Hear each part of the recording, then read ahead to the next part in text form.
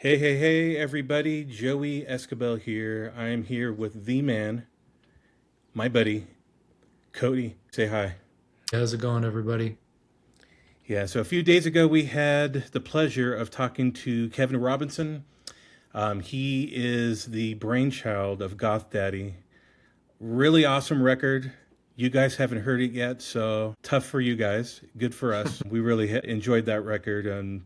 We talked about the single that was released recently called Doom Kitty. We talked about his life in Portland. We talked a little bit about, tiny bit about Viva Voce, but not a whole lot. And we talked a lot about his gear and how he keeps it real. And he doesn't really use a lot of fake stuff, but real instruments from the 80s if he really wants that sound. So what did you think about the conversation, Cody? I really enjoyed Kevin. He does have a pretty good back history with Jeff Cloud and Velvet Blue Music with his project Francis and the Cut and Paste Collective, which a lot of listeners might have picked up some of those releases and they're familiar with some of those songs. So that was cool to hear how that all got started with his buddy.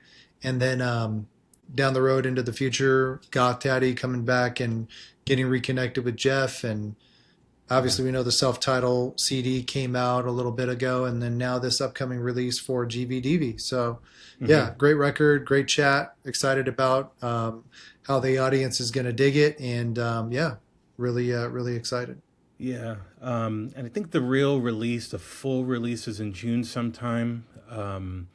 But You got to pre-order it now, though, and you might get it early if you're lucky. So yeah, the link is on the website, by the way. Go ahead and check that out. And just letting you know, when I said I'm going to go buy records of the people we interview, I bought two of them last month. I bought let's see, I didn't have to buy Eric Jed's Fepeste.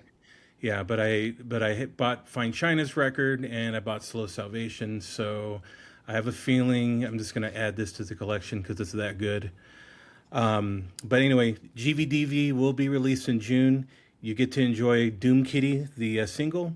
And this is the most geekiest episode, I think, in regards to gear and sounds and recording. So if you're a musician, you're really going to enjoy this. So yeah, guys, enjoy. And we'll talk to you guys a little later.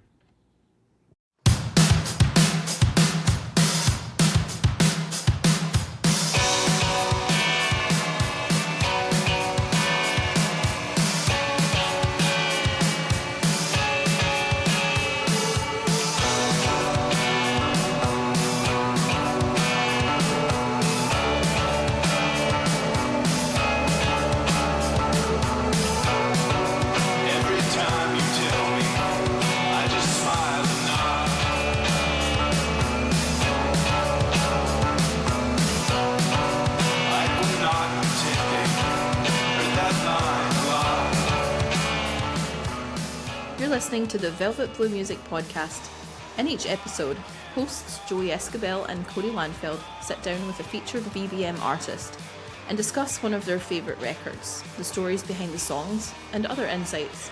Let's join Joey, Cody, and their featured guest on today's Velvet Blue Music Podcast. Hey everybody, this is Joey from the VBM Podcast, and I am really excited. We got him, guys. We got Kevin Robinson from Goth Daddy. Finally. I'm here. It took a couple of months. He's very, very busy. He's been putting us off for a while, but finally we grab him. We have an hour and a half with him. So thank you, Kevin, for being here. Absolutely. I'm very happy to sit in my Subaru Impreza and chat with you guys. Subaru is a very Pacific Northwest vehicle, I noticed. When I moved here, everybody has a Subaru for some reason. Everyone. And if you go and live in the South, it will put a mark on you as being not from the South. Because people in the South don't drive. What's a Southern vehicle? Is it like a Chevy Silverado or something? That's right. Or truck. Yeah. That's right, yeah. Ford F-150. So, Kevin, we've talked about this a second ago. You currently live in Portland, Oregon. Is that right? I do. Yeah, I moved here 3 different times. First time was in 2002. And then I moved to New York for a while in 2015. Then moved back for a quick minute, and right before the pandemic, and then moved back again after my daughter was born in 2023. Then that was third time was it. I've been to all of them, and I love Portland. You know, I went to the South to kind of take care of some family matters, and all of my wife's people are out here and wanted our kid to be around her grandparents, so we moved out in 2023, and that was around the time. Yeah, and Goth Daddy. That's actually what allowed it to happen. You know. Plus, Portland's really awesome. I really enjoy Portland. It's about a 7-hour drive for us, but usually when we'll go to the coast, hit Portland, we'll go to Seattle, but Portland's definitely a destination for us. It's not only beautiful, you know, nature-wise. That's kind of what sold me on it way back when. I think 99 was the first time I toured through here, and I'd never been to the Pacific Northwest, and it left such a mark on me that moved as soon as I could after the touring and all that sort of stuff had kind of died down and life reformed. But you know, it's the kind of place where you can be a 50-year-old and have a band with another 50-year-old buddy, dad, and play weird post-punk goth, and people will be like, touche, I like it. Right. Is that where the daddy comes from? Like, there's Goth Daddy. Is that where the daddy comes from? The daddy? No, I mean, right. I started writing demos in this style of Goth Daddy when my daughter was born, and I just had a placeholder name that I just put Goth Daddy on them because they sounded, I don't know why, actually. It just kind of came to me, but okay.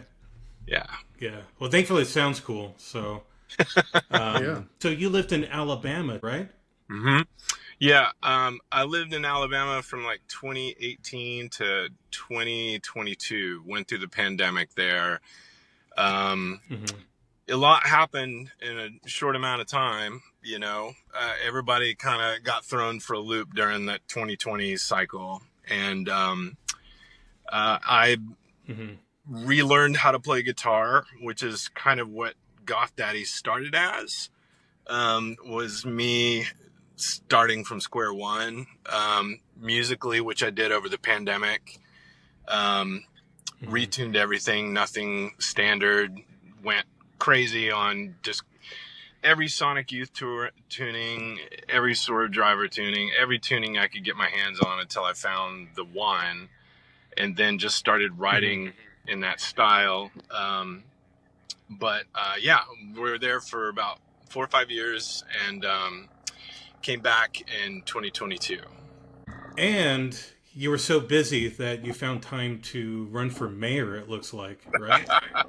Yeah. I ran for mayor during the pandemic in 2020 of Sheffield, Alabama.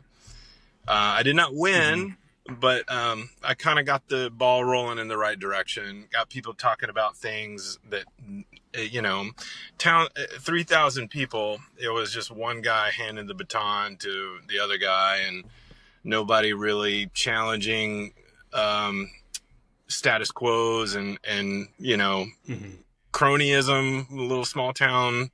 You know, if anybody's seen Ozarks, they know how it works. And so I just, you know, I've stood on stage with a feather boa and makeup. I can put a suit on and say, I care about you. Please vote for me, you know. And you look great in a suit and tie, right? You look really, you had a couple of cool photos, man. Look really good. It was an education. I'm not going to lie. I think I had a very naive view of what entering politics would be like, even for a town that small. And it was definitely an education. Don't care to do it again. You know, Sure. There's a country song called try doing that in a small town. I think that sums it up, right? Yeah. Yeah. I mean, that you know, that's that mentality of basically that just says like, come over here and I'll kick your butt. You know, Yeah. yeah, we, my wife and I, we had a hate group. You know, it was pretty active, and it got a little scary at times, but Mhm. you know, we Wow. outlasted them. And, you know, after a while, when people saw we were a part of the community and we're doing things for the community, it was like, all right, maybe they're not Antifa terrorists after all. You know, you just Right. gotta wear them down. Right. Plus, Yep. in the middle of the pandemic, everything was heated up. Everything was like at Oh, 11 yeah. too. Everyone was flipping out. It was kind of So, nuts. And um, There I were no think, sports going on. no, that's what did it. No, you know, and all the stuff that the rest of the world was kind of probably looking at like, oh, nobody really believes that QAnon stuff, right? Like, oh no, yeah, there are people showing up with machine guns in Walmart and Costco parking lots ready for the Antifa armies and stuff. And that happened. And, mhm. you know, yeah, it very much felt like it's going down, which is partly why I felt like it was, maybe a smart thing to do at the time, because we didn't know, maybe we're stuck there, you know, maybe no one knew. There was just like this huge fear of like, this is it, it's going down. And I just didn't want to be stuck in a town of 3,000 with one boss hog handing the baton to another boss hog. So I went for it, and it was a great life experience, but I'm a one and done political guy. Don't have aspirations. Yeah, man, you could say you ran for mayor. Yeah, I could never say that I ran for mayor. If you've ever spent any amount of time at a merch table as a band member, talking to fans and, you know, random strangers about anything over and over and over again, like you could do it. Okay, because you just described Cornerstone. Yeah. When I was at Cornerstone, I manned the table while Jeff and Jason went out hanging out. So, Yeah.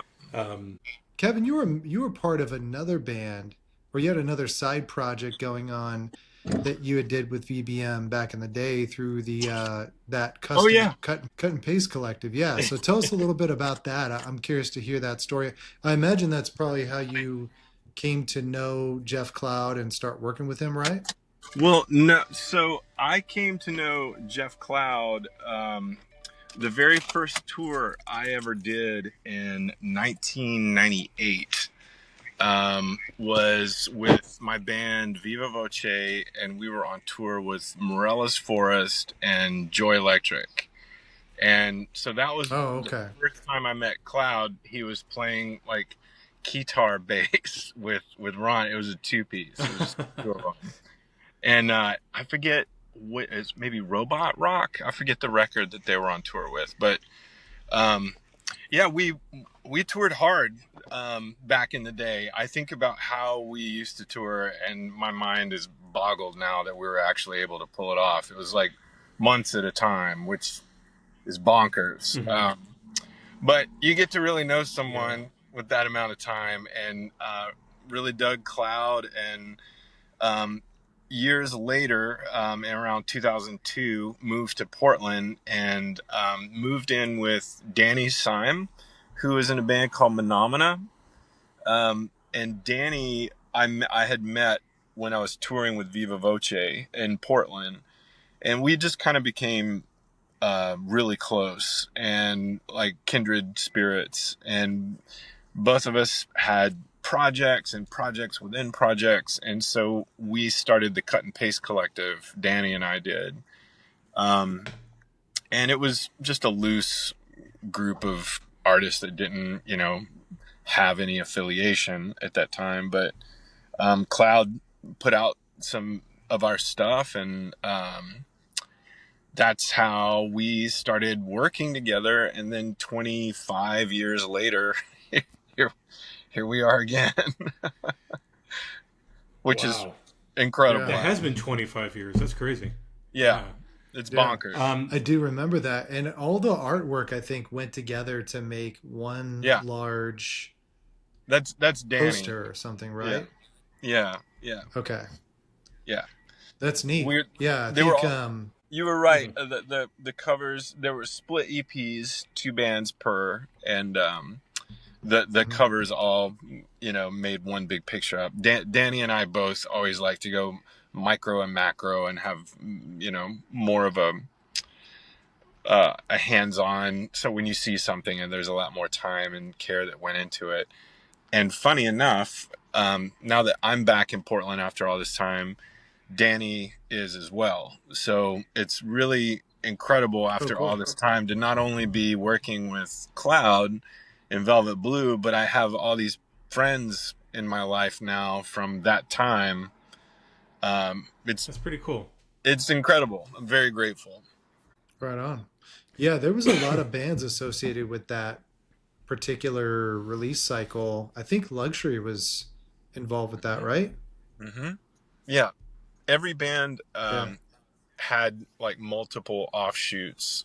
It was Viva Voce and Francis, and I had something new all the time. And Danny had Phenomena and Lack Thereof, and everyone had multiple Mhm. creative outlets, and Canary and Luxury and Sang as They Slew and all that. We just had a place to put it all together. That's cool. Yeah, so Yeah. that's definitely in the time capsule of Velvet Music. So I thought that would be relevant to share here. So thanks for Yeah, giving us the details about that. It's been a while. for sure. Yeah, I have a question for you, Kevin. In Viva Voce, you played drums, is that right? Mm-hmm. Yeah. Well, um, live, yeah. I mean, on the recording, it was like kind of, all the gloves came off. Like some tracks would, I'd play almost everything. Like just there was no you play this, I play this. It was just like just write it, record it, and get it done. Yeah. Yep, got it. Yeah. And I don't know if you remember me, I borrowed your kit probably twice. I think I did. Do you What remember shows? do you Remind me of the remember show. so there was a show in Chicago, and Okay. whenever Viva Voce played either before us or after us, Hmm. I'd feel super comforted because we would fly out to, like, say, Chicago, and I couldn't bring my kit, so Yeah. I was always tasked to go borrow a kit, and so I was always super nervous to ask people. But whenever I saw you, whenever Viva Voce was there, I'd be like, oh, the drummer of Viva Voce, he's a nice guy. I'm just going to ask him. And I think you let me do it like twice. And And it was Wow, very nice of you. So you really saved this guy, man. Joe, you flew out there with no drums. What if Kevin was like an egomaniac or something? they would always be like, I was like brand new at the time. I think it was like I think it was like 99. And then Jason would always say like, oh, I'll take care of it, Squeeb. Don't worry about it. And then when we'd land, he's just like, all right, go find a drum set to play. I had to borrow a drum set. And I had to play in like 45 minutes one time. And the only band that I found was, remember the Salters? I don't remember I don't know Salt. if you remember them or not. Okay, but they were all like the drummer had like bones coming out of his face. Like he had piercings all over his face. He looked like he was like from a jungle somewhere. And I remember I asked that guy, and he let me use it, but he would like get kind of pissed that we're playing too long. Those are the things that I would Hmm. have to deal with. But I was so happy when I saw you, so I'd go borrow And your kit, and chances there are, wouldn't be any problems. it So was thank you. early Viva stuff. It was probably a pretty rad kit. I think I rolled with like a Slingerland back then, something like that. Was it black? It was like Silver Sparkle, I think. Well, let's see. You're not just a musician doing your stuff. You're also a composer, and it looks like you wrote some music for like William Sonoma. Is that right? Yeah, and they did a collaboration with Billy Reed, and I'm kind of a hitman now for that kind of stuff, or a minute man rather. Like if the timing's right and the brief is right, I'll do it for. But it's getting less and less because that world is getting. You got your foot in the door, which is pretty. I think my wife was more impressed with that because she likes all the the different I cookware worked for over there. There you So go. I worked for a company in New York, that was all I did for a while, is just make music for commercials and TV and stuff like that. So that was my job in New York City. Oh, that's fun. So when I left that job, I just kind of was like a hired gun, like the A team. People would hit me up and be like, your mission, should you choose it? And the Williams Sonoma people hit me up. I think it helped me as a producer and as an engineer and as like an arranger, because you got 30 seconds and you got to put an intro, a verse, a chorus, pause, and then an outro or whatever. You have to cram all that stuff into 30 seconds. So it really makes you think about hooks and how dopamine, brain, all that stuff. But it's nice now to just do all that stuff for myself and not sell toothpaste with it. let's go to the release here. So We have Goth Daddy, the self-titled, that came out last year. Right. And I think Cloud was maybe a little surprised by it, because I told him I had something that I wanted him to listen to and sent it to him, and he dug it. And I was like, can we just low-key do this? Like CD only? I don't want a big fanfare. I just kind of want to like ease into the pool. I don't want to like splash, And he just, put it out there and then came back around and was like, we should definitely do it right the next time. Like do vinyl and the whole 9 yards, because people seem to like it. Yeah. And It got some buzz, man. I think people were stoked on it. Well, we put it out, and Jake and I spent that whole year just playing, at least once a month. And you become a live band, you kind of see it differently than when it's just a recording project. And I think that this record, GVDV, is very much like who we became after a year of kind of, you got the recipe down, so just start cooking, But yeah. So is that how you pronounce it? Is it GVD? Is it GVDV? Is that what it is? Yeah, just Guns N' Roses has GNR. It's just a short way to say it. Okay. We found ourselves sending files back and forth. Just everything Goth Daddy, we would just abbreviate GVDV, and it was like we should just call the record that. Okay. Thank you very much for sending me the link, because I was listening for the last 2 weeks and I love every single song. Oh man, thank you. I really do. And I was really into Slow Salvation last month. Yeah. And I'd listen to it over and over, and I'd feel all relaxed and everything. And then this record really woke me up. Good. Good. I really like. You said the drummer's name is Jake. Is it Jake Endicott? Is that right? Jake Endicott. Okay. Yeah. We Jake Endicott. Okay. Yeah. We're both we're the same age, and we have a lot of the same life experiences of touring and being in bands, and like we've kind of seen it, And I think that helps us kind of fast track the conversation a little bit better. We're on the same page as far as our ambition, like what we want to do and what we don't want to do.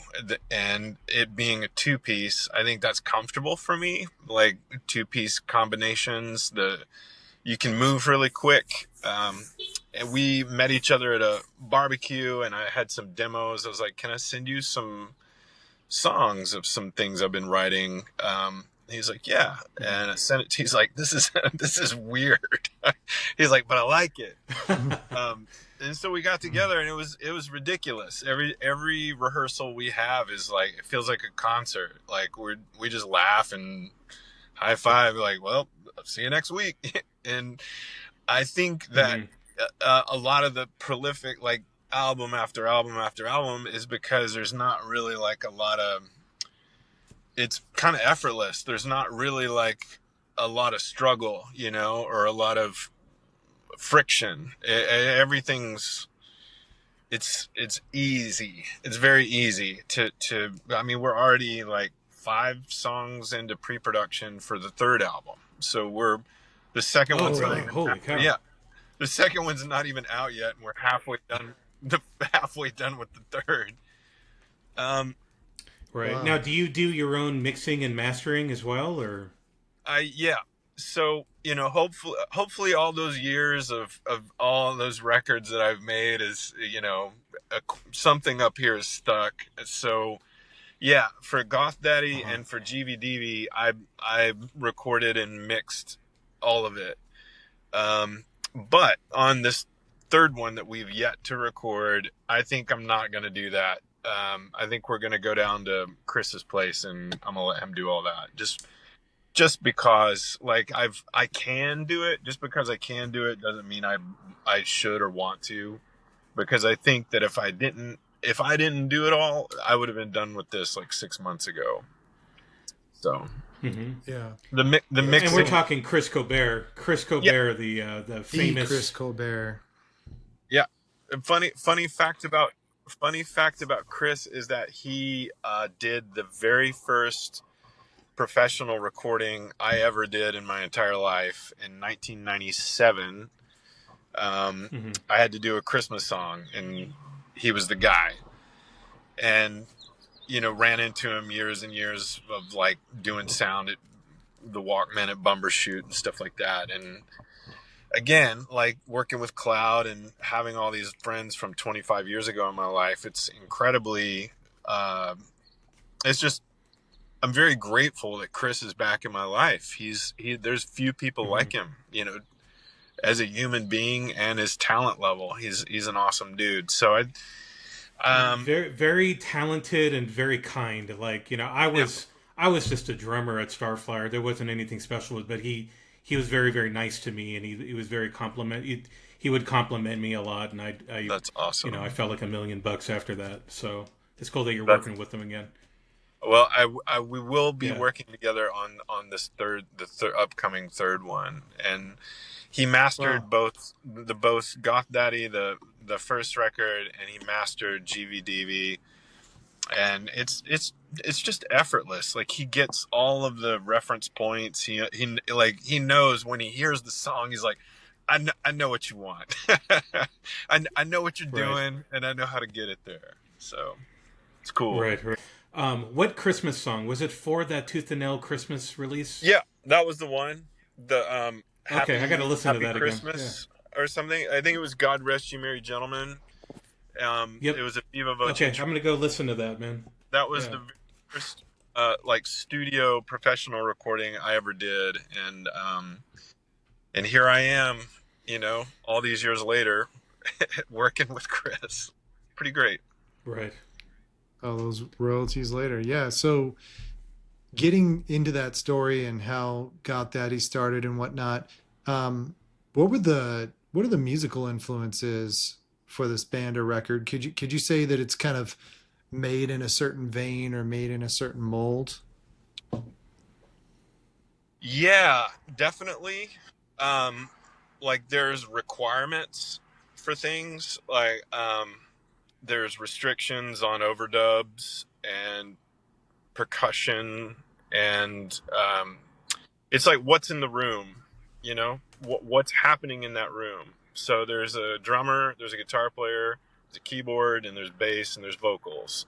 And if it's not one of those things, it doesn't belong. There's not a whole lot of harmonies. There's not a lot of just like, the sprinkles, which feels good to me. It feels real immediate. It feels kind of like present and a little risky. We used like the palette that you paint with is of a certain era. Like, there's keyboards are like CMI Fairlights and the Synclavier. So you're talking about like 88 to 93 technology. So like, it's really in that window of post-punk, late 80s, early 90s stuff. And a lot of the processing is quadriverbs and, time specific. So even though I don't think we're writing in a style that feels like a throwback band, I like using the tools from that era, because you just kind of subconsciously, even a lot of the pedals on my pedal board, I'll use a lot of the newer fancy ones, but like a lot of the core elements of the tone are built around 90s pedals, because if you want that sound, you just got to get those pedals, you know? So yeah. And I would say this even with you're a drummer too, right? Even when like when you're playing a Ringo kit, you can't help but kind of play, Oh, for sure. you know, simple, and you kind of for me anyway, you're not wanting to play like hard rock or something. I want to play like Ringo whenever I'm Well, I'm it's behind it's one of those the things. four piece is the triplet. You know, you only got one rack.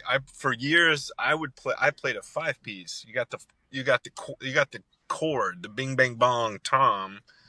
But with Jake and Goth Daddy stuff, it's all like, you know, it's born from like demos, and I don't really give him a whole lot other than just finger drums. So I'll write it out on the guitar, and I'll just put the kick and the snare where I hear them. I won't even put the hi-hat in there. Just like, here's the beat, and just turn him loose. And he's a really awesome, like, respectful of like where that beat, because it all kind of chugs together. And when the demo comes out, there's thought put into it.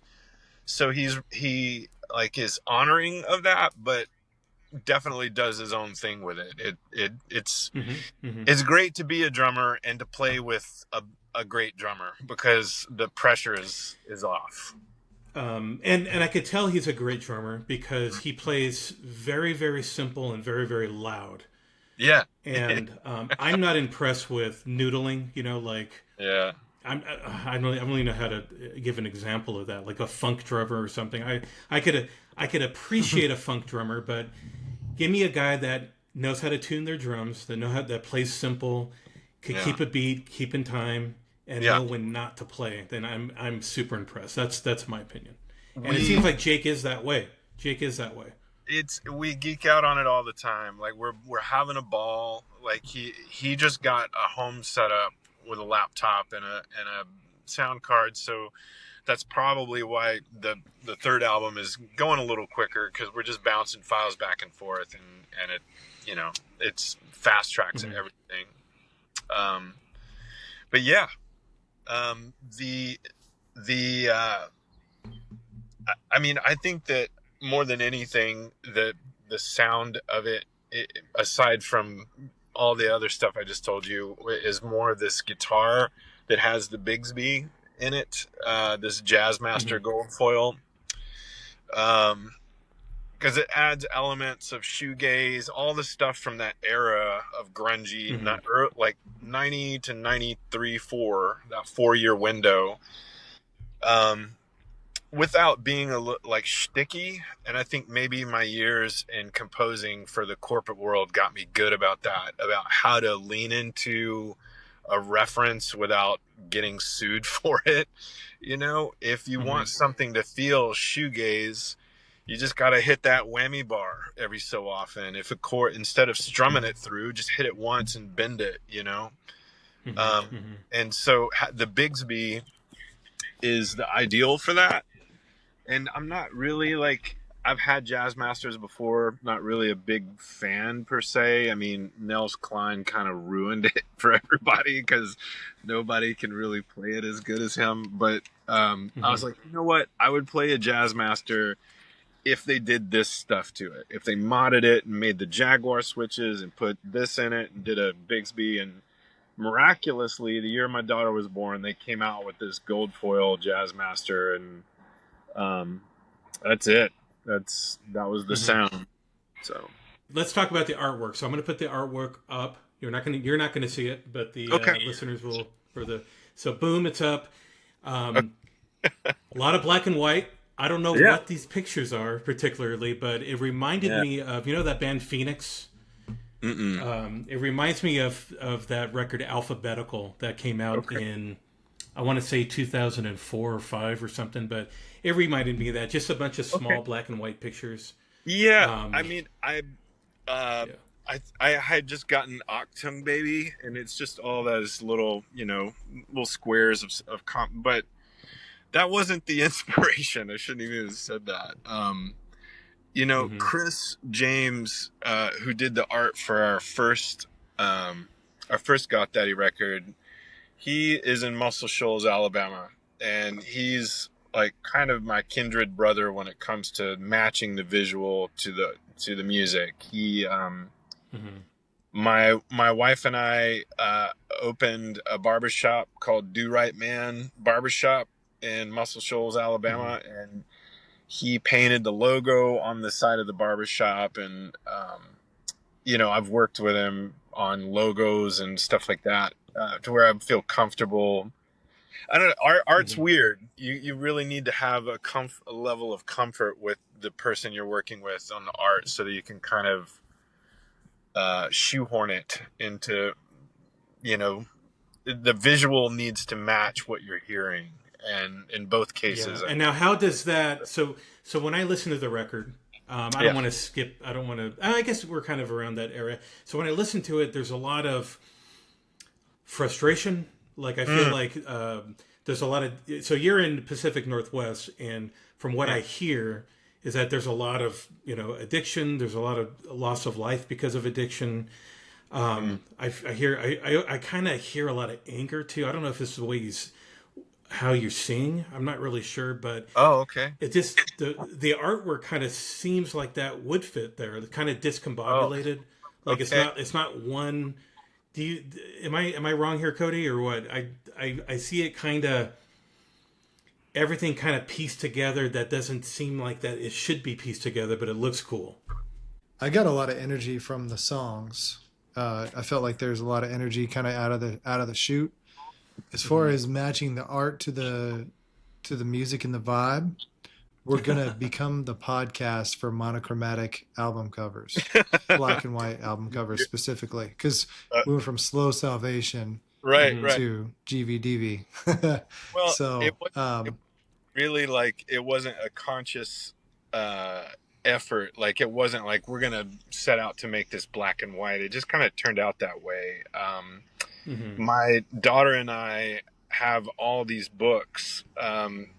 We've got this uh, great resource nearby where we can find all kinds of old random things. And there's all these books on robots and technology from the 40s and 50s, and their Hmm. ideas of what robots would become. And we'll just cut them up and make collages out of them. Sometimes when we're talking about AI, because that's, her world is going to be, she's going to grow up in a quantum reality that is going to make my life look like, Oregon Trail horse and buggy Yeah, old. Stone Age. Yeah. Yeah, I mean, Hmm. it's going to blow her mind, that I used a phone that went like this. Yeah, a I rotary would, phone. yeah, I'd have to. If you had a zero, you had to wait, honey, for it to go all the way around. But Hmm. Hmm. so we made these robot collages, or just technology, and wires and speakers, um, and some were pretty prolific. I mean, profound rather. When I was done, I looked at what she'd made, and um, pretty profound what a kid can do when you just give them scissors and glue. So whenever we Hmm. started the idea for the artwork, I just sent Chris like scans of everything we did, and this artwork wound up being a collage of a collage. So it's like a meta collage, Okay. that fit really well, um, with the music. So we just ran with that.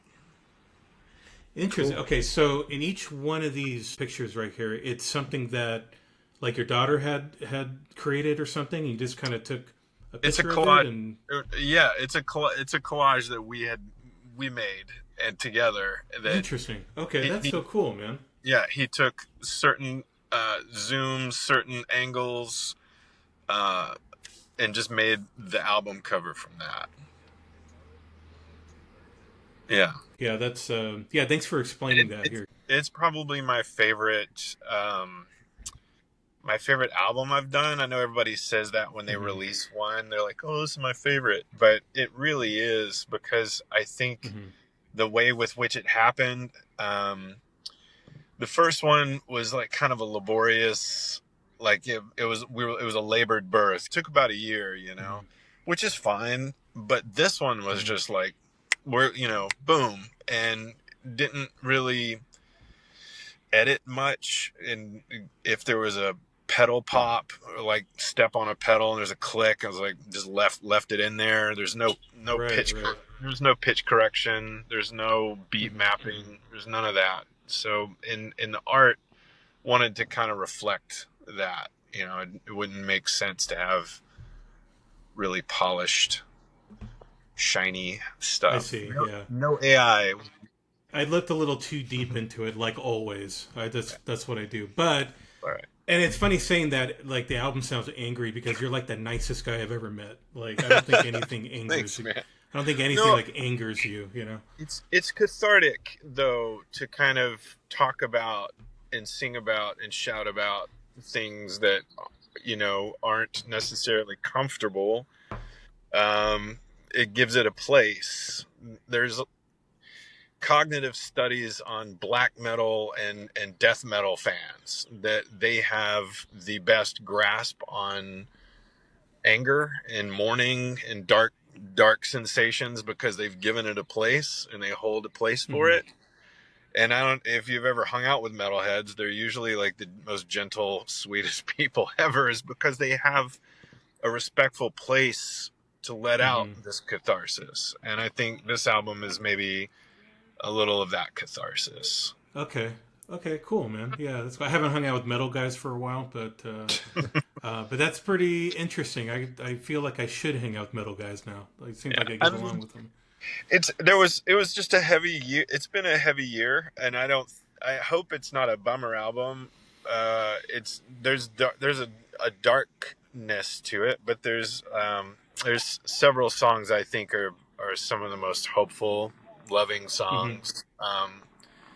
There's a song on the album called "I'd Bet My Life," Mm-hmm. that when you have someone who's dying that's asking you to stay by their bedside, like, yeah, it's the same feeling of your newborn or your child that doesn't want you to leave their bedside. There's nothing Mm-hmm. nothing would keep you from that. So there's songs like that come from a really emotional place, next to songs about, you know, No Hero of Mine, which is essentially about losing complete faith in all of your heroes because Okay. Yeah. for various reasons. But Yeah. You mind if we get into your songs right now? That's a come on, perfect segue. Yeah. Yeah. Did you want to add anything before I just go? wanted to add the songs that I really enjoyed. So yeah, I'm just kind of cherry picking out of this album, but there's a, like I said before, right out of the gate, Doom Kitty's got an energy to it that's a good lead off track, and it sounds like a great live song. it's So so I fun. really, yeah, I enjoy that, and it's definitely sets a tone for the record. Um, Possibly my favorite song on the album is "The Vault," which is the third track, and Oh, right on. I because I think it's the guitar intro that does it for me. Just sort of that you talked about bringing in that whammy bar a little bit. I can hear Yeah, that in there, and it's just got a cool sound, man. I think again, not to we don't bring bands on here to be like blow smoke up their rear end or whatever, but all good. it's just got a cool sound. I don't want to. I Thanks. definitely enjoy the sound of that record. Yeah. The And vault then was fun. The vault was fun because we got to experiment with what's called the homegrown drone that actually Chris Colbert taught me about. Tuned Had a guitar tuned all the strings, one note, stuck it on top of a fan, turned the fan on, and Mhm. stuck a electric toothbrush under the strings, and then recorded that. Oh So wow. the beginning of the vault you hear this like creepy hum. It's like probably 6 of those guitars. And I think we have a picture of that. That was part of my lineup I Yeah. was going to show. So don't. I'm not going to You only forget get that That's tone with a bluey toothbrush, though. You can't use a spider.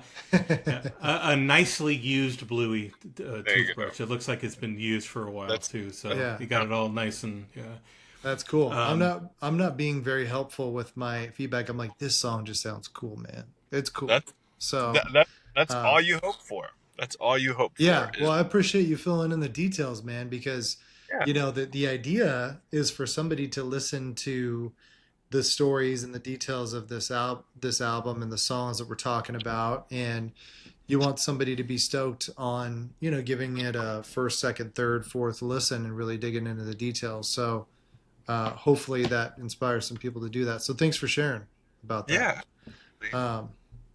Yeah. And then one more, I think I got the song from the trailer, which is Slow Six. So that's actually a pretty cool song. Thanks. That's my wife's favorite jam. She was like, she's like, if you don't put this on the next record, you're in deep trouble. This song is too rad. So she has to listen to the whole process of me writing it, the demos. So by the time the demos are done, she's like, "Oh, is this gonna go on the next record?" I'm like, I just wrote it last week, you know. No, it's gonna be a minute. This stuff takes time. So when it finally does come out, there's a good sense of relief. But yeah, I'm fond of all of them. But thank you. So your wife named Sarah? Is that right? Yep, Sarah. Okay, So she's super supportive. I could tell. And she's like probably one of your biggest fans. She's very creative in her own right, and she can sing operatically. Excuse me. Like legit opera singer. She's probably the more talented of the two of us when it comes to singing, for sure. Wow. But yeah, I'm grateful that she really does love listening to my music, because it's pretty relentless. Like I'm able to write a lot because of the manner. Like years ago, I think the first Viva Voce record we did was in a studio in Nashville, and it was one of the worst experiences ever. And after that was like, I don't ever want to do that again. I don't ever just want to like go and be like, here you go. Here's hoping. And so before all that, I was 4-track. I've started recording since I was 15. So I think, I mean, I've had studios, I've had outside, you know, my home and all that, but there's something about having something in your house, in your home, that you can just walk by and stick a guitar cable in, strum a chord, and come back to it, you know, work on it, and, you know, cook spaghetti and be listening to you like, oh, let me trim that verse back, whatever. Like it's more of like a life method of songwriting and recording, rather than like, we gotta knock this out in 8 hours. It's like, no, it might take 8 weeks, you know? No, it's okay. I was just going to say, I think you're our fourth. I think you were our fourth guest here, and I think I mentioned this in my last 3. Is that we just live in a really cool time where we could just get some software and a few microphones, and we could fudge around with that. Before that, it was like, okay, we booked 7 days in the green room, and we have to finish Leave Here a Stranger in 7 days, you know, and you know, there was a lot of pressure there.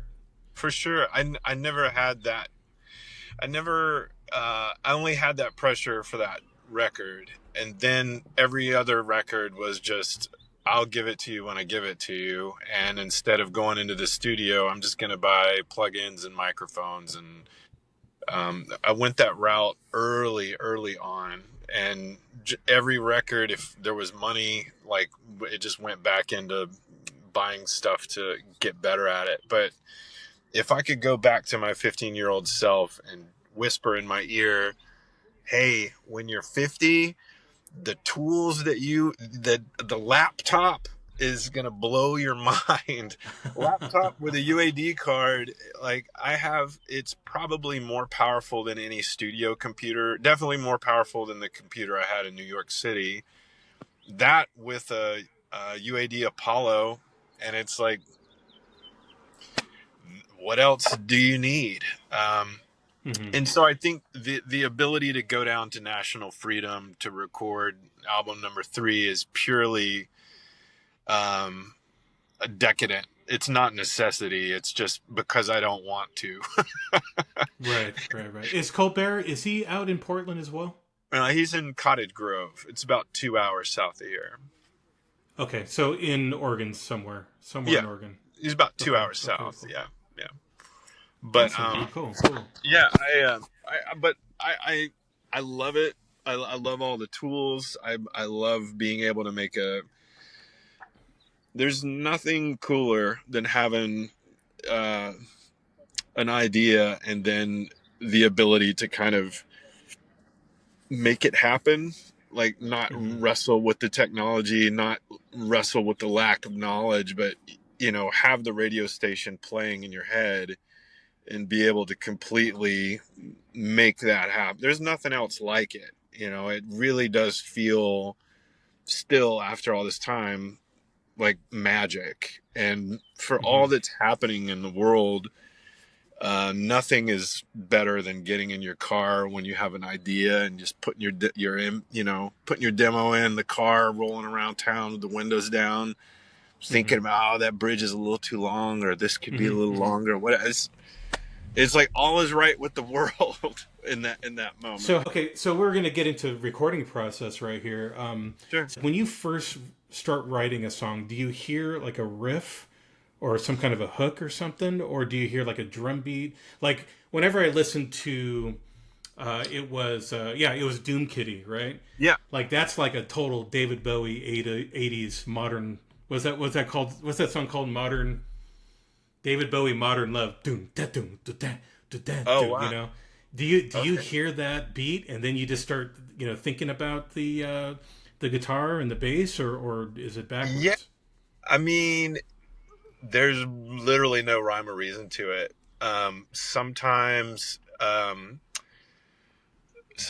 will sit down and say to myself, I will write a song before I get up from this chair, and when I do that, I'll usually start with a drum loop or something to a BPM, and then just go from there. But Slow 6 was just 4 chords on the guitar and a drop 2, and I'm playing a guitar that inspires me every time I pick it up. I wrote and recorded a song this afternoon that's probably going to wind up on the 3rd album. So, I mean, there you go. Every day, every day. Man, that's a gift because I always just stayed a drummer. I was never like a guitar player or anything like that, but I always felt like if I knew guitar or piano, I could lay down this song I have in my head. Yeah. It's always stuck in my head. It'll never come out. But then you do, right? Like you'll sit there and drive and probably record it on your phone. Let me tell you, it's never too late, sir. Like, I'm living proof of that, of being a late bloomer. There's no shame in that game. And I was a drummer first, that learned guitar, learned piano, learned bass, learned singing, all that stuff after drums. And I think drums gives you a certain rhythmic heads up advantage. But no, especially going into bass guitar, right? Like if you start playing bass, like I feel like if I really spend a year learning bass guitar, I could be a bass player because of my drum playing, right? I think so. And also, I'll spend a ton of time on bass. Bass is kind of I love bass. Not more than guitar, but if I could just play bass in a band, that would be amazing. I would never task someone to have to learn how to play all these Goth Daddy songs on guitar, because it's, I have chord charts of what every song is, because when you hear the songs, they're the first time I've ever played those notes on that guitar, because I've retaught myself how to play in this tuning. So you have to abandon everything that you know about the guitar. You can't just grab it and make a bar chord. It's, you're just, there's this thing of happy accidents of like, oh, I don't even know what that is. Sounds great. It sounds great. Well, it's like, we'll just go from there. And then, so every time you hear a Goth Daddy song, it's literally me figuring it out for the first time. And the first time those notes have ever been combined like that for me. And so I'll have to go through our entire discography a lot just so I don't forget it. Well, I would say this, speaking of cool chord, in the same song, Doom Kitty, like when you go into, I think either the pre-chorus or the chorus, you do some weird dark chord that I couldn't figure out. My wife couldn't figure out. What is that what you're talking about? You kind of was like, oh, that sounds cool. I'm going to use that in this song. Or what is it? You said the chorus? Yeah, I don't know if it was a chorus or a pre-chorus, but it was in Doom Kitty. You hit a real dark minor chord. Okay, do you remember that? Well, yeah. I mean, if it's the pre-chorus, I mean, they're all. I mean, I don't even really know what they are. They're just a combination of either major pleasantness or minor dissonance, and I have to kind of retroactively learn what they are. Thankfully, on the early end, I figured out how to do that. Is audio to MIDI transition, so I can just record something, grab it, throw it down, and it tells me what it is I just played, because I have that's pretty cool. I have no idea. Cool. And so then I can look at it and parse that out for keyboards and for bass and stuff like that. But whatever you're doing, keep doing that, right? Because it sounds really cool. I think you're probably talking about the distortion, which is yes, the Curtis Mayfield. If there's a hell below, we're all gonna go. The bass, do do do do do do. It's called a Brass Master. That's my guitar's distortion. It's not supposed to be a guitar distortion, but it's kind of the best one. Got it. Yeah, it sounds really cool. So you said you like that too, Cody? That's one of your favorites? Definitely agree with that. And also appreciate the shout out to Curtis Mayfield. There is a compilation. There was a label back in the day, and I'm looking through my Apple Music to see where it was, and I cannot find it. But there's a grouping of a bunch of different. There's like a record label with Otis Redding and a lot of people on that label that's got some phenomenal artists, kind of just classic after classic, and man, he had such a great reference. He had his own label for a while, Curtum Records, I believe it was called. But no way. He was so influential to me. Around France, when I started the band Francis, Curtis Mayfield was like my primary inspiration. I just sang falsetto like for the bulk of when I would sing. But yeah, the distortion on that, if there's a hell below, we're all gonna go. The bass distortion on that is phenomenal, and through a guitar, it's that chord that you're talking about. Just it hits like pretty hard. Well, I got to move on. I'm really enjoying this conversation, but we're an hour in. Sure. I love this conversation because we're kind of mixing in the geeky stuff, our favorite songs, and everything like that. So we're capturing everything we wanted to capture. But what I want to do, you sent us some really, really cool photos, and I just wanted you to kind of discuss them with me. We don't have to do all of them, but so I'm going to put on the screen. You're not going to see it, but our fans will see it here. Is your pedal board. Okay. Okay. Now, okay. I don't know if you memorize all your pedals, but you got a lot of them. I want to say there's probably like 12 pedals on your pedal board. Is that right? No, there. I think there's 12, there 15, is. 16? Yeah, I think there's 16. Actually, there's probably 18 because there's 8 per power brick, and I have 2 that are powered by AC power. So I've got 16 plus 2, so there's 18 on that board. Got Wow. it. Okay.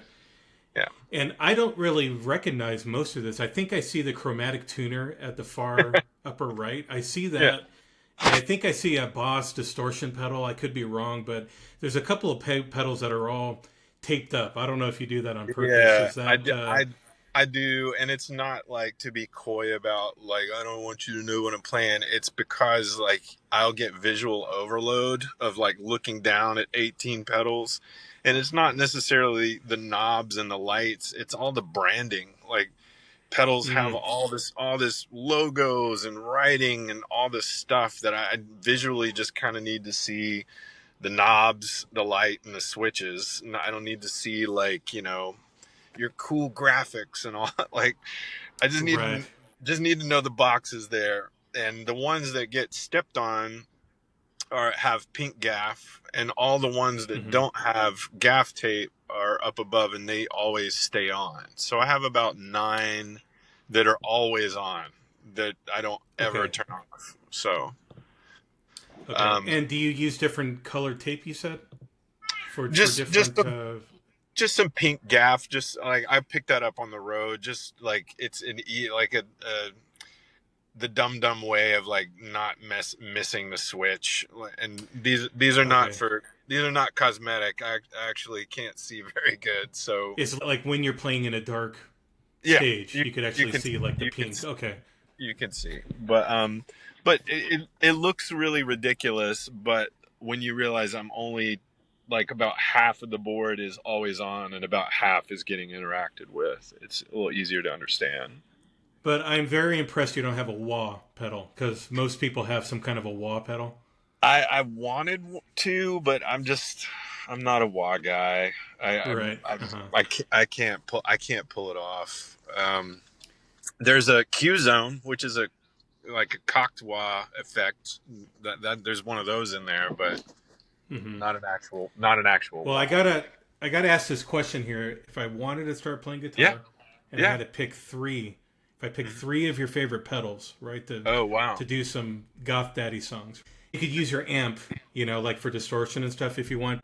If I had to pick 3 pedals to get the goth, what would I choose? Yeah. Okay.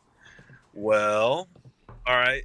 3. Well, the first one you definitely need is the last one on the board, which is the Ruby pedal. Because that pretty much that's the further you get in the end of the chain, like it's kind of colors everything. And the Ruby's the last one. And that is essentially just a Vox AC30 in a pedal. So I come out of that into the direct box, and those 2 direct lines are my guitar sound. It makes your PV sound like a Vox. No, the PV is just for stage volume. So okay. And I think when the Edge did their $1 billion show at the Enormo Dome, at the Sphere, a buddy sent me a picture and zoomed in on his rig, and he's like, guess what he didn't play through? And his amp was missing, and he played through the Ruby for the Sphere show, like the Edge did. So I was hesitant at first until I saw that, and I was like, well, I should give him a shot. And it sounds like a Vox AC30. So that mixed with that distortion that I was telling you about, the Curtis Mayfield one.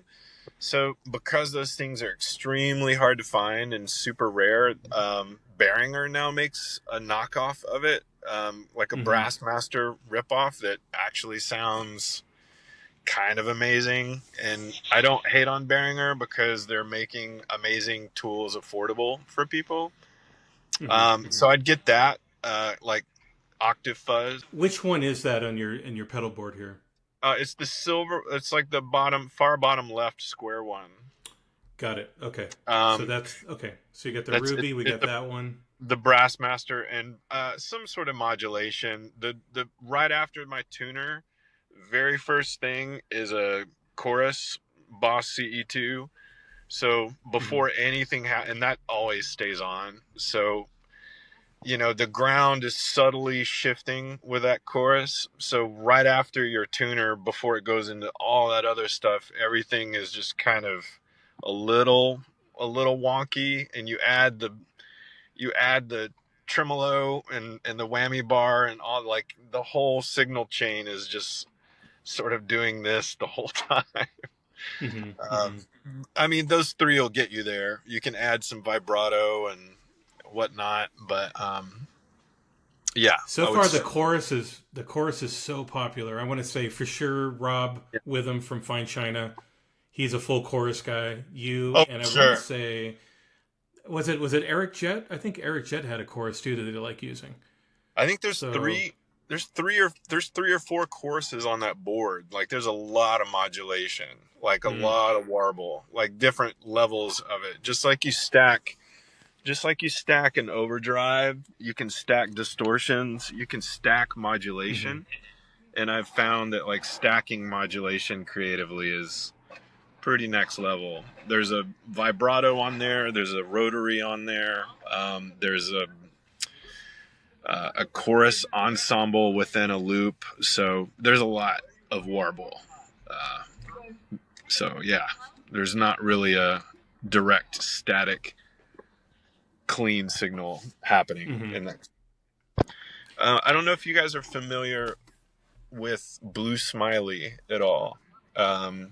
This is a band that has really influenced me specifically on guitars for this record, and they encouraged me after listening to them pretty intensely for a long time of like going deep on their records.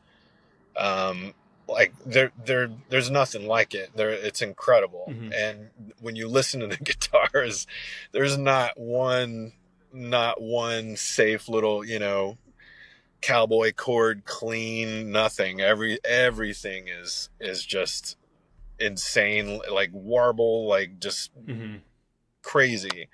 So, every time I listen to something I record, I always think, oh man, you're really out there. I listen back and like, it's not, you haven't gone far enough. So right. There's just so many pedals. You've been back in the day. I mean, I'm sure there were unpopular pedals, but it was just the Boss pedals, right? It was like a Boss. It was a Crybaby. This is back in like the early 90s, but now it's just, there's so many, and they're inexpensive. Like you said, you could buy a cool pedal for like $60. Yeah. I mean, honestly, if I had to tell someone to get a pedal, I'd just tell them to get like a Boss ME80, which is like a multi-effects. They're like kind of the aesthetics of a fanny pack, but like honestly, I had one for years in the studio, and if I ever had a guitar job where I had to just find a cool tone, I would always grab that because it's all the meat and potatoes, just get a compressor, a distortion, a modulation, find it within that, and you can build it off that. You need to send that to me. You got to email that to me because I'm getting interested. I'm interested these days. You can find them on Facebook. Marketplace. Marketplace, okay. And ME80. Well, in Portland, yes, but not in Boise, right? Because all the cool musicians leave Boise and they go to Portland, Seattle, or LA. So okay, all right. All the mediocre ones like me stay here in Boise. So I don't believe that. There's some good ones in Boise. You got Doug Marsh. Yeah, that's true. That's true. Yeah. Well, I'm going to skip to another picture here. We're looking at Jake. So here is Jake playing the drums. Yeah. One thing I noticed, I don't see Jake playing a right cymbal. I just see two crash cymbals. Yeah. It was his choice, and it turned out to be the right one. He's got kick, snare. He added the floor tom after we put out a single called Mock Heaven, and his cymbals are both I think they're both crashes. One's like maybe a crash ride, but they're both super small. And it's kind of like the biggest sound ever for a guitar player, because I'm not competing. You know, there's that band called Cymbals Eat Guitars, and it's because there's a studio trope that says that, and they do. They're just, the smaller you can make the cymbals, the bigger you can make the guitars. And so he aesthetically, musically chose that for this band, so that, you know, it could be more like a live drum machine rather than. I just noticed there's a condenser mic right on the floor tom, so that's probably why he has it pretty high up, right? So it doesn't. What now? So it doesn't. I noticed that there's a condenser mic on the floor tom. No, that's just how he's just got two up top, and that's how he plays. And that's it. Okay, maybe it's just how the picture is here, but that's pretty interesting, man. That's cool. Yeah. And you're recording in some kind of it's either a church, or is it a church building? It's a Quaker church, a Quaker assembly. Okay. Reedwood Quaker Friend. And my wife's parents were married there. She grew up there, and the board and the pastor there have been really kind to let us. We rehearsed there. We've got a little storage closet that we recorded the whole first album in the storage closet. But for the drums, how did it start? We did the whole first record, and then I had this single, Mock Heaven, and it turned out really cool. Like, let's just record drums on this. It didn't want to do it the way we did the first record, so I think maybe out of just laziness, just threw 4 mics up, kick, snare, Glenn Johns, one over here, one up here, hit record, go, and then hit playback. We're like, sounds better than the album. So we put that single out before the album came out, with the idea of, like, we're gonna circle back to this sound, you know. So we put Goth Daddy out. The drums sound they're cool, but they're very pointy. A lot of transients, not a lot of room. The drums just in and out. Kind of wanted to let the belt out a little bit on the drums, and that room, the drums sound so good because it's an odd shaped room, and there's different brick, and there's all kinds of different things on wood on one wall, and sound tiles on the ceiling. It's the acoustics of the room make it incredibly like it was made for like a choir or something. Everything echoes, and and I want to say that man, I forgot the name of the drummer of Radiohead, but I think the Benz was recorded in a cathedral, and the drums were recorded in a Sunday school room with one microphone. I think it was one Shure 88 coming down, and I think he was playing Hot Rods or something. But it's one of the best drum sounds I've ever heard. So. Yeah. I mean, for 4 microphones and a laptop, we were just giddy with the sounds that we. We did the drums all there.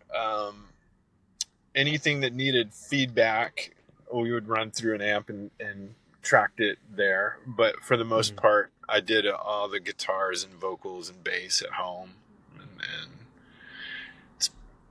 it's pretty effortless, you know. Like I was saying, like, we'll just get a demo down, we'll rehearse it a couple times, and most of the time I'll just bring the recording stuff to our practices just to be like, you want to try this new song? And like, while he's trying it out, I'll go ahead and set the mics up, like, oops, I guess we're recording. right. And again, we live in a good time we could do that, you know, because we used to just bring our 4 tracks. I mean, honestly, if you get too far away from like that first or second or third maybe time of running through something, it kind of feels like Doom Kitty. That drums on that, I think, is the second time Jake has ever heard that song and ever played it. Like, and when I listen back to it, And I can show you the file. There's not one cut of the waveform. It's just one performance, which is phenomenal. And I listened to him playing, and I'm like, you could tell he's hanging on. You know what I mean? It's just like you're holding your breath a little bit. Like he's like, what on the up and on the down. He's just going for it. And I think that, you know, we could have spent 2 months beating a dead horse, and it's like, or you could just be like, that's good. I don't think there's any reason to keep doing the same thing over and over again when you're just trying to capture that feeling. And that place gave us that ability to just go, get in, almost like it felt like a military exercise. We'd get down there at like 6, set everything up, track 2 or 3 songs, tear down, and be out by like 8:30. The whole, like, we'd get 2 or 3 songs done in like 2 hours, and that'd be it. Wow. So yeah, I mean, that's partly why we're going somewhere else for number 3, is because everything goes so quick, and then it comes time to do all the heavy lifting, and it comes to a screeching halt, because mixing takes forever. It takes forever when you just head down do it, but when you do it, when you're a dad and you only get little pockets of window, it's like you have to, like, I'm gonna do this for 2 hours and then come back to it tomorrow, and I have to remember where my head was at and pick right back up, and which is fine. It just takes a long time, you know. And when it's all you doing everything, you can kind of get lost in it a little bit, because it's a lot like looking at pictures of yourself and trying to be like, what's my best angle? It's like, I don't want to look at myself at all. I don't know. Like, I need someone else. I want someone else to tell me, oh, hey, turn your chin this way. You look good like that. And I don't like, you know, it feels unnatural, and you have to kind of constantly get over things, you know. You're constantly so this reminds me of like prompting AI. So I don't know, Kevin, I don't know if you're heavy into AI and doing all that. I feel like we all need to be at some level if you work on a computer, but you gotta to get it to remember what you were doing, and sometimes you gotta feed it memories and stuff. And man, I get it. I dig the recording schedule too. It sounds like 2 husbands and dads that have a limited window of time. So good on you for not upsetting your spouses too much. Well, I'll tell you this, and this is something I learned a long time ago, was that the real heavy lifting on the creative endeavors is done in silence, in thought, before you ever pick up the thing or buy the pedal or hit the drum. Like, really, really think about the intention of like what you're going for and what you're doing, and what's the point, like where you want to go, what do you want it to sound like. If you can really wrap your head around all that stuff before you plug in and go for it, it just fast tracks everything, because you've already thought out and kind of pinpointed, well, I don't want this, I do want this is what it needs to sound like. So everything just kind of goes a little bit quicker. Do you like take notes on your phone, like note to self, do this, do that? Because I wouldn't be able to remember any of that stuff. No, I mean, I'll take notes on songs all the time, or lyrics or something like that. But like for recording stuff, it honestly, and it sounds weird, but it kind of tells you what it needs when you're going, you know. Like, you'll listen back to something, and you don't need to be reminded that the 300 hertz, it needs to come down, like, because every time you're like, why does it sound like mud? It's like, oh, because you've got too much on the low end or whatever. Like, or, you know, I don't like that tambourine on the second verse, or, you know, I don't need to be reminded that stuff. But when you're mixing, you always come down to that last moment where you're writing notes out and, like, you know, pan this and all that kind of stuff. But I try to save all that stuff and towards the very, very last minute because it's the least fun. And honestly, I'll get to the point to where like I, I'll check in with myself because I'm like half the crap that I'll obsess over no one cares about. And Hmm. I'll always try to toe that line of like I could beat myself silly over a record that no like there's a feeling that's lost when you oversalt the soup and Hmm. Hmm. Hmm. you can listen to a record and you can hear how much time someone has just like, man, that would have sounded better if they would have quit like 6 months ago because they just Mhm. beat it to a pulp and all the life is gone out of it because you can hear everybody just squeezing their idea and there's a mellotron on this and there's claps It and seems, yeah, I know what you mean. Like, it seems forced, and that's yeah. why, like, I think Jack White like doesn't spend more than a week in the studio, and I think Yeah. he actually said like, if you need to spend more than a week in the studio, you're not ready for the studio.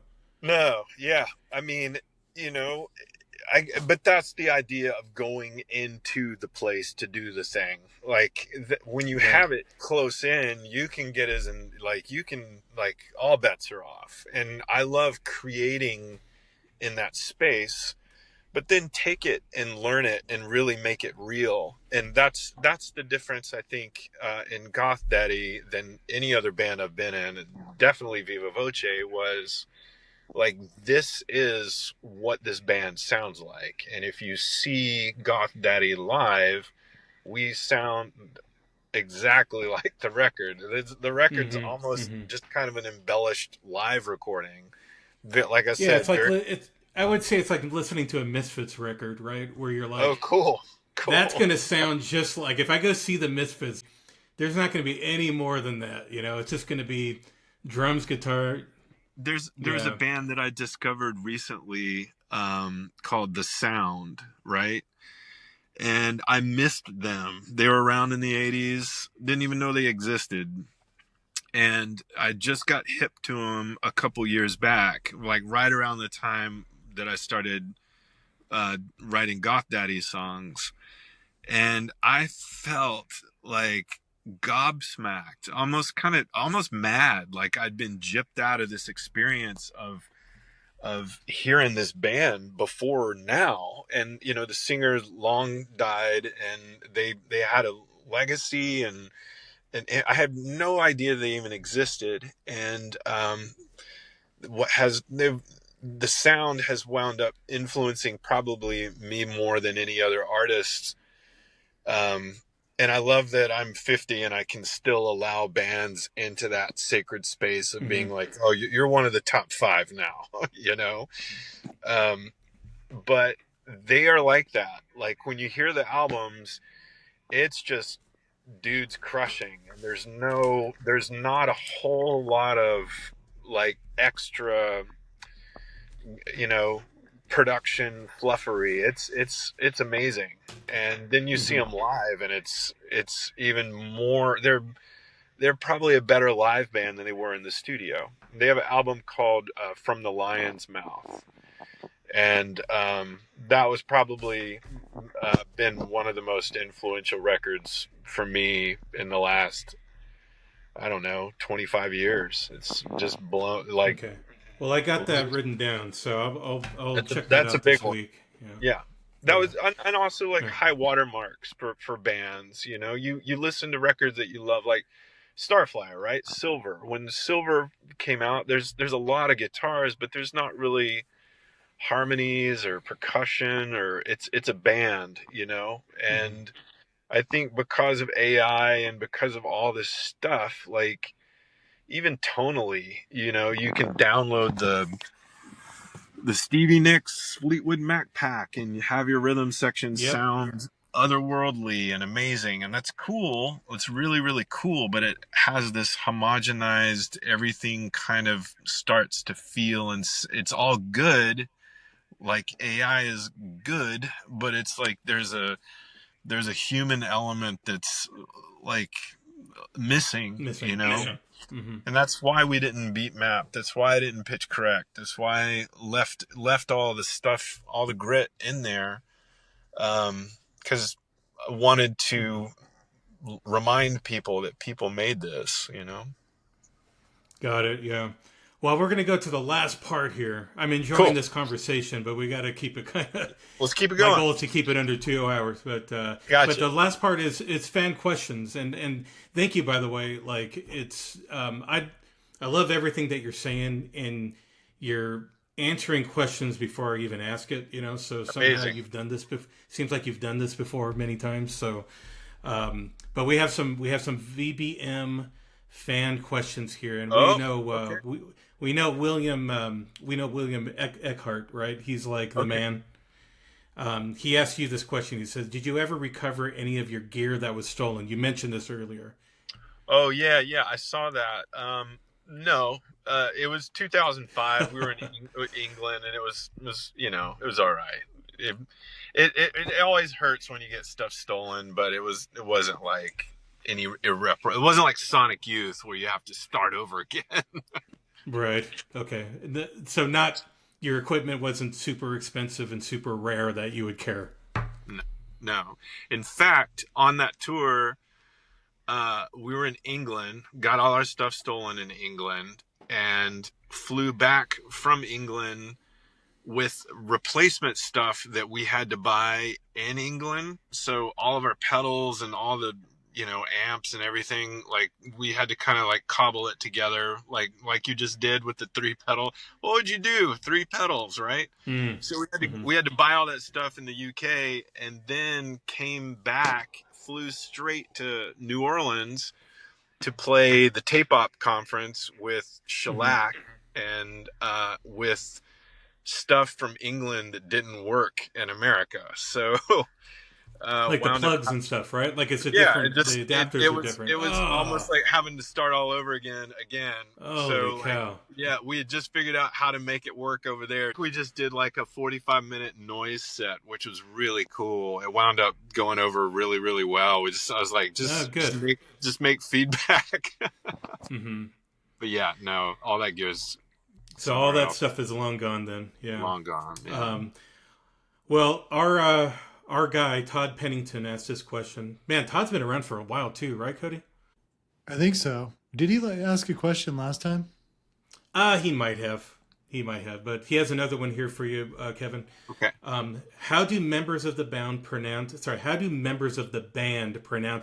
the band name? I think you answered that, but give it to me again.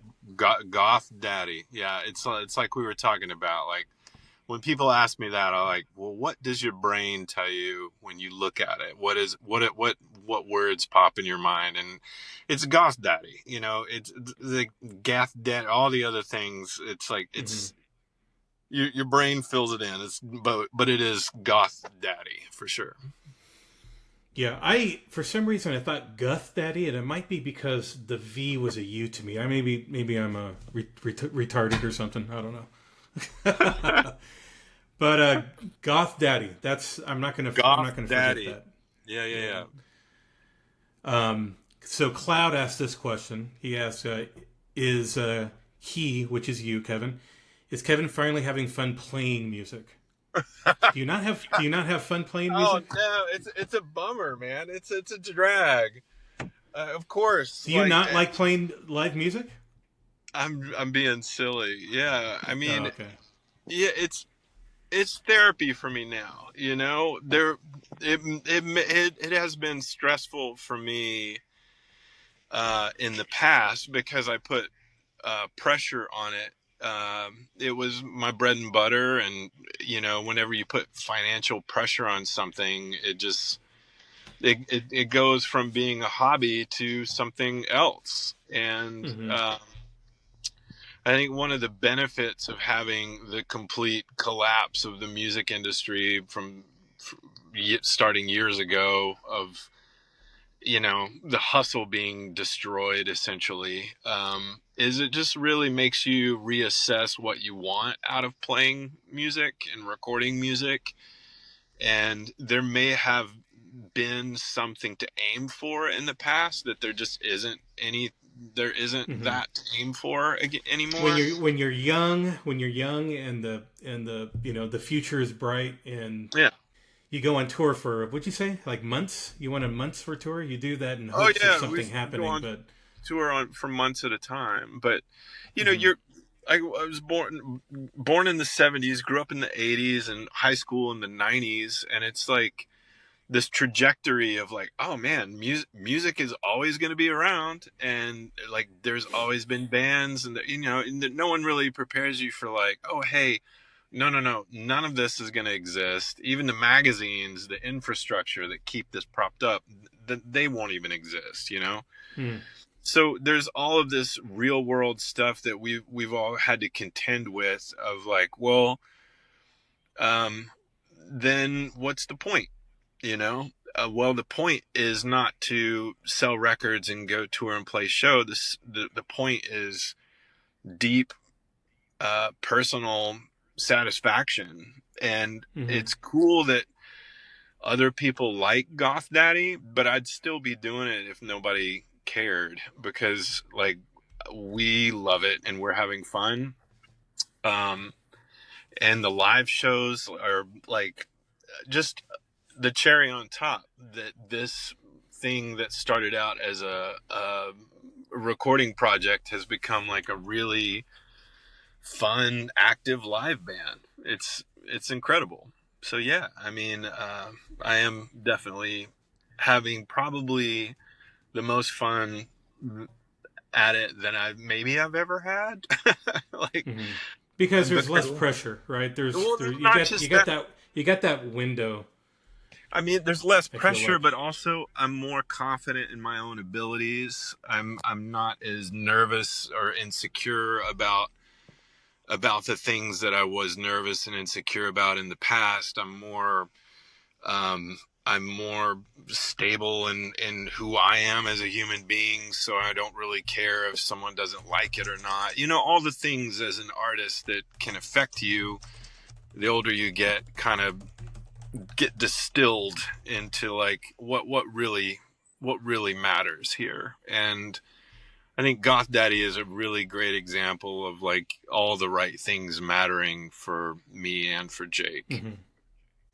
I like the studio, I like recording and all that, but being able to actually, there's no point in doing the pedal board the way that it is if it's not going to be. But because of that, it exists. That pedal board, that picture, that is the sound of those records. So Mm-hmm. that's not like just a bunch of plugins and like someone just figuring out how to make it on their computer. It's a real thing.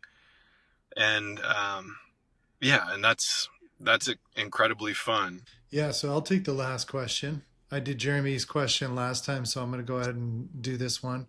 Okay. Jeremy Sopkowiak, what is KLR's muse? I guess Mm, that's Kevin Lee yeah. Robinson. Muse and motivation and songwriting. My muse. Well, I think that the muse is being in a good place. And I can look in my life and see when I've been in a good place and not been in a good place by like the kind of music and the art that I've been making. And I've been pretty happy, for a long time, for like a good stretch.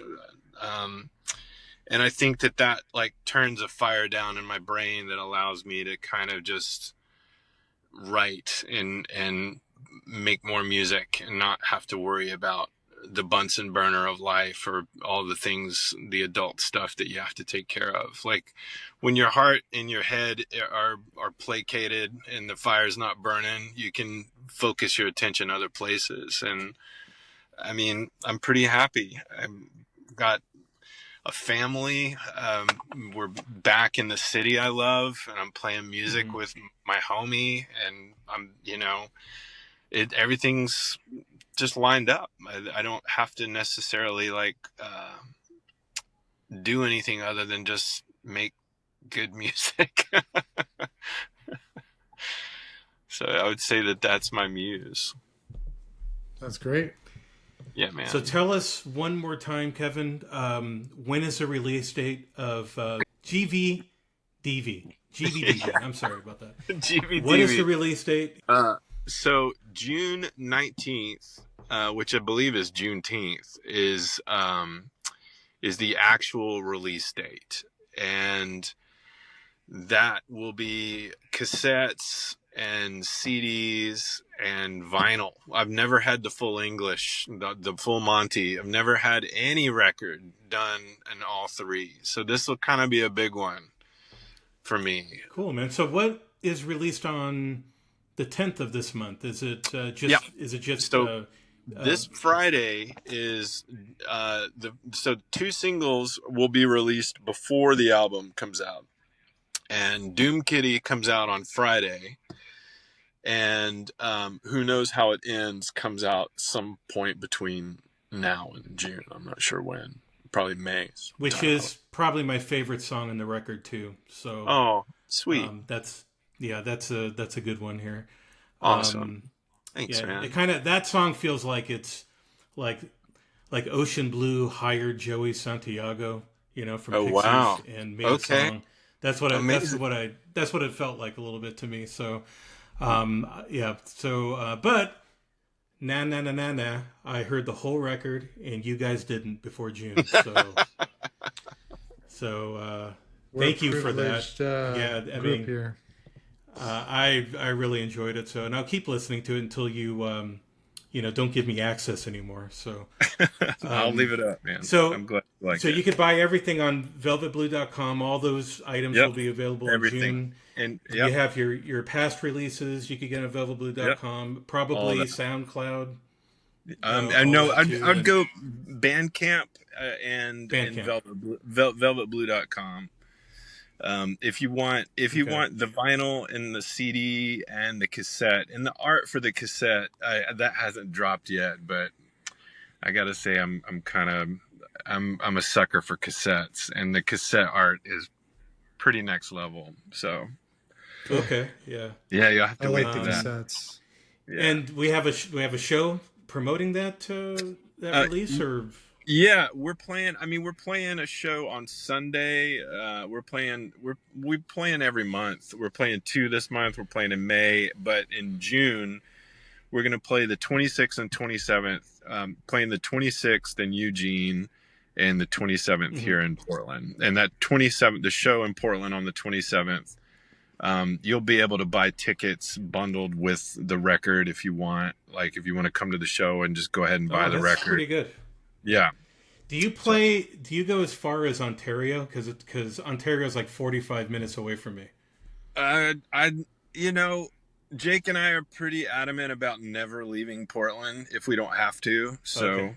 Well, you don't have to. You don't have to. Well, I mean, unless there's a reason to, meaning there's enough, there's a line of people that are demanding that we show up in Ontario, then yeah. But the old school way of the sandwich board and the bell, I don't care to do that. I really love playing in this town, and we're just gonna be a local band until people outside of Portland want to come see us. I ran into Damian Gerardo, and we were talking about that. Oh, he's like I'm done touring, dog. He's like, they want to come see me. Come out here.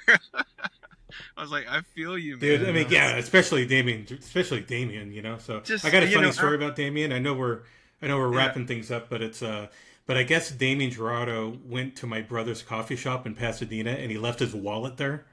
Okay. And so my brother took it and looked at the wallet and said, "Hey, it's Damien Gerardo," and he kind of flipped out because I was in a band called MAP with Josh Dooley, and we opened up for Damien. Yeah. And at the what was it called? The Coos Cafe, I think. Okay.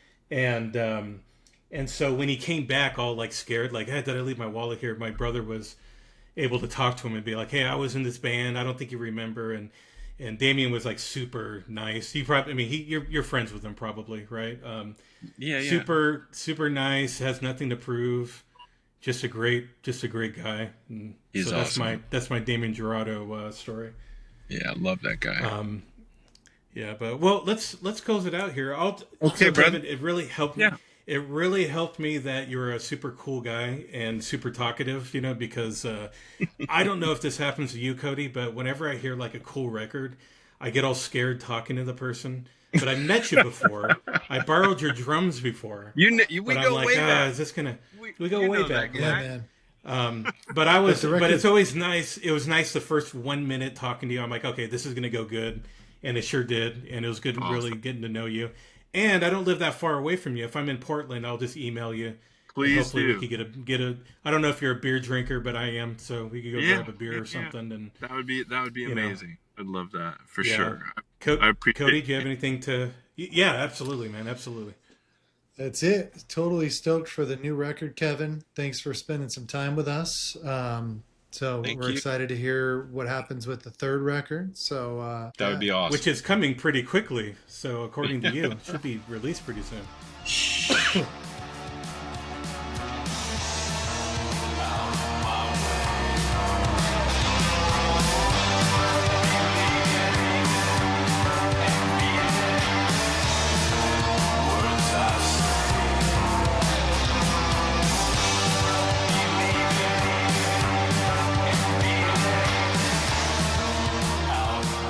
Thanks for listening to the Velvet Blue Music podcast. To support Velvet Blue Music and the artists you've heard today, pick up records directly at velvetbluemusic.com, and be sure to follow and stream our bands on platforms like SoundCloud and Bandcamp.